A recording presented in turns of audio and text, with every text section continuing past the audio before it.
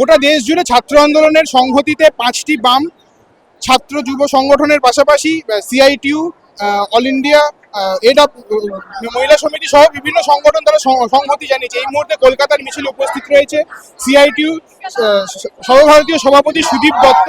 আমরা সুদীপদার সাথে কথা বলবো। সুদীপদা, গোটা দেশ জুড়ে যে ছাত্র আন্দোলন তার সংহতি জানিয়েছে শ্রমিক কৃষকরা, সেই সংহতিতে কি বলবে?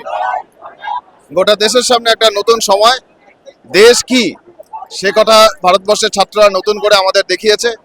ভারতবর্ষের শ্রমিকরা দীর্ঘ কয়েক বছর ধরে বেঁচে থাকার জন্য লড়ছে। শ্রমিক মানে শ্রমিকের মধ্যে সব প্রজন্ম রয়েছে, শ্রমিকদের মধ্যে জেনজি রয়েছে, এবং উত্তর ভারত জুড়ে যে গত কয়েক মাস ধরে আন্দোলন হয়েছে তা বলতে পারো যে জেনজি শ্রমিকদের আন্দোলন। আমাদের লড়াই, আমাদের স্পর্ধা, ছাত্রদের এই আন্দোলন নতুন ভারতবর্ষের স্বপ্ন দেখাচ্ছে। আমরা দেখেছিলাম কৃষক আন্দোলন, মানে যার জন্য মোদী সরকারকে পেছনে হাঁটতে হয়েছিল, এবং তারপর লাগাতার শ্রমকোড বাতিলের দাবিতে আন্দোলন চলছে, এখনো পর্যন্ত সেই লাগাতার আন্দোলন চলছে।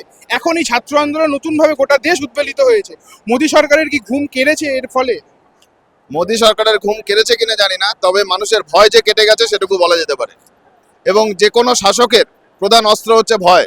একবার যদি ভয় কেটে যায় তাহলে সত্যের জন্য, ন্যায়ের জন্য মানুষ রাস্তায় নামবে। আগামী দিন আরো অনেক সংগ্রামের, আরো অনেক লড়াইয়ের হতে চলেছে। এই ভিডিওটিকে লাইক করুন, আপনার গুরুত্বপূর্ণ মতামত কমেন্টের মাধ্যমে আমাদের জানান, এবং আমাদের চ্যানেলের ভিডিও সবার আগে দেখার জন্য ইউটিউবে গণশক্তিকে সাবস্ক্রাইব করুন, ফেসবুকে ফলো করুন এবং শেয়ার করুন আপনার পরিচিতদের মধ্যে।